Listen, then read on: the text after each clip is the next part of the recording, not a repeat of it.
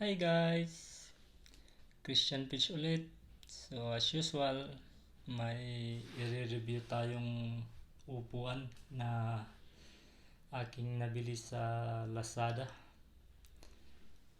Ito po siya guys. Kaya tara, let's do this. So ito yung upuan na nabili namin.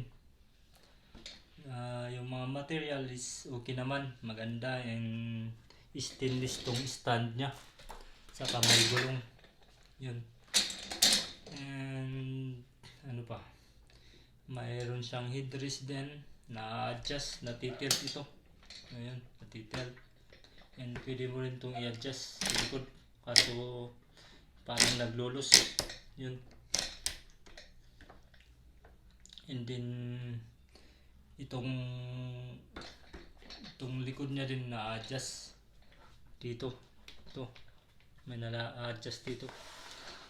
Ayan, adjust para sa comfortable dito sa likod mo.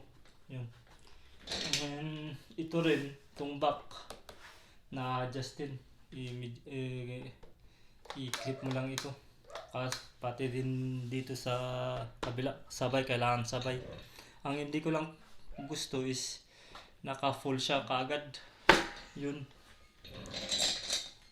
Walang ibang adjustan. Sana pumagit na. Saka hindi siya nag-automatic na bumabalik kapag ina-adjust mo dito. For example, i-clip mo ito. Yun. Ayun, wala. Ayaw. Saka sana ganyan din. Wala eh. Wala. Ayaw. Tapos yun, wala. So yun na yung ayaw ko din dito.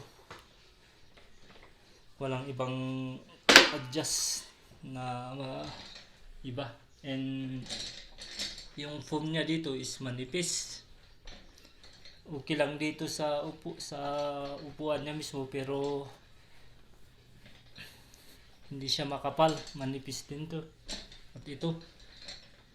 And saka yung footrest niya, yung foam na nagamit is parang ordinary.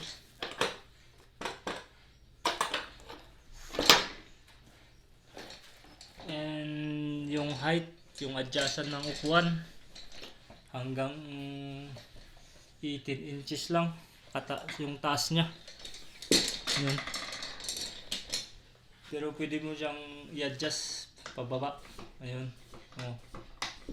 Ganito sana sa dito sa likod, yung itong back ng upuan. Yung pag maglilin ka is ihahanap mo yung gusto comfortable ka, para at least comfortable kang umupo. Pero wala eh, ayaw, ganito talaga. Tapos yun,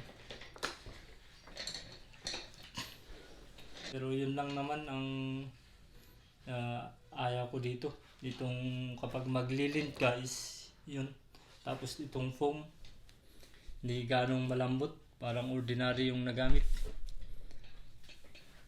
And yung footrest is okay rin, maganda.